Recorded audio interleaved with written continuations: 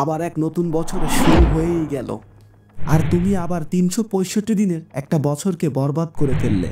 কিন্তু তুমি যদি 2025 সালে ভালো কিছু করতে পারো তবে তোমার জন্য খুব ভালো। আমার তরফ থেকে রইল বেস্ট অফ লাক। কিন্তু তুমি যদি পুরো বছরটাকে বরবাদ করে ফেলো তবে এই ভিডিওটা তোমার জন্য। আমি শুধু এই কথাটা বলবো, বছরকে পরিবর্তন করলেই হবে না যতক্ষণ না তোমার মাঝে পরিবর্তন নিয়ে আসবে।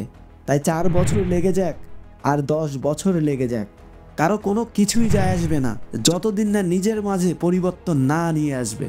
ততদিন তোমার জীবন কখনোই পরিবর্তন হবে না। যদিও অনেক সময় লাগে, তোমাকে এই কথাটা বুঝতে হবে। আপনি প্রয়োজনের থেকেও বেশি সময় আপনার ফালতু কাজে ব্যয় করেন। আপনি প্রতিদিন মোবাইলের পিছনে পড়ে থাকেন, আপনি মোটিভেশনাল ভিডিও দেখেন, রিলস দেখেন।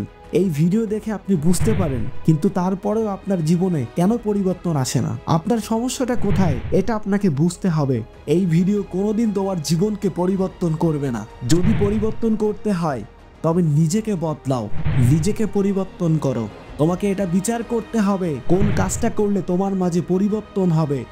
আজ আমি এই ভিডিওতে শুধুমাত্র 3টে কথা বলবো, আর সারা বছর তোমাকে এই 3টে কথা মনে রাখতে হবে। তাই বলবো, কলম নাও অথবা একটা ডায়েরি নাও, কিংবা মোবাইলের নোটে এই কথাগুলো সেভ করে নাও।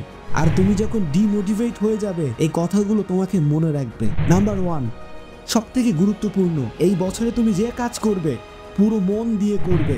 মানুষকে দেখাবে না, শো অফ করবে না, চুপচাপ পরিশ্রম করবে।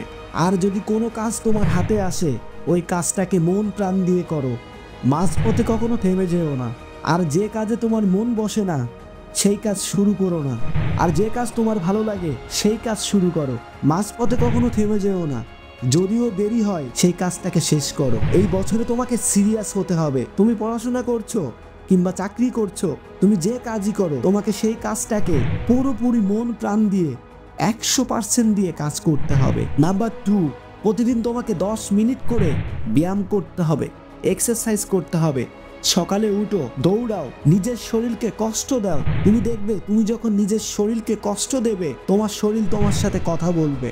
যেখানে তুমি ব্যথা পাবে তোমার শরীর ওইখানে বলবে আমার এখানে ব্যথা হয়েছে, কারণ তুমি ওইটার উপর কাজ করেছো। তাই নিজেকে মেন্টালি এবং ফিজিক্যালি স্ট্রং বানাও, কারণ তুমি যে কোনো পরিস্থিতিতে নিজেকে মানিয়ে নিতে পারবে। নাম্বার 3, নিজের উপর নজর দাও। এটা নিয়ে বিচার করো, তুমি কি ভাবছো, তুমি কি দেখছো, তুমি কি এটা বুঝতে পারো তুমি যা কিছু করছো এটার কি কোনো উদ্দেশ্য আছে? যে কোনো কাজ করার পরে এটা নিয়ে বিচার করো, তুমি যে এত কিছু করলে সেটার কি কোনো উদ্দেশ্য ছিল, নাকি অযথা শুধু শুধু সময় বরবাদ করলে? সেটা নিয়ে বিচার করো। তুমি মোবাইলে অযথা সময় দিচ্ছ, বেকার মানুষের পিছনে সময় বরবাদ করছো, ঘুরতে গেছো, তার কি কোনো উদ্দেশ্য ছিল? এটা নিয়ে বিচার করো। এই দুনিয়া অনেক দূরতে এগিয়ে চলেছে, এই দুনিয়াতে অনেক কম্পিটিশন, তোমাকে আরো বহু দূর এগিয়ে যেতে হবে। ভালো রেজাল্ট করার জন্য তোমাকে অবশ্যই এক্সাম দিতে হবে, এক্সামে বেস্টটা দিয়ে ট্রাই করতে হবে। ঠিক একইভাবে যদি জীবনে পরিবর্তন আনতে চাও তাহলে 365 দিনের এই চ্যালেঞ্জটাকে প্রতিনিয়ত মেনে চলো, তবেই তুমি সফল এবং সাকসেসফুল মানুষ হতে পারবে। তাই বন্ধুরা, যদি ভিডিওটা ভালো লাগে লাইক করে কমেন্ট করে তোমাদের মতামত শেয়ার করো। আর যদি আমাদের সান মোটিভেশন চ্যানেলটা এখন সাবস্ক্রাইব করে না থাকো তাহলে সাবস্ক্রাইব করে আমাদের সান মোটিভেশন সদস্য হয়ে যাও, কারণ সান মোটিভেশন মানে নতুন কিছু। সবাই ভালো থাকবে, সুস্থ থাকবে। Thanks for watching.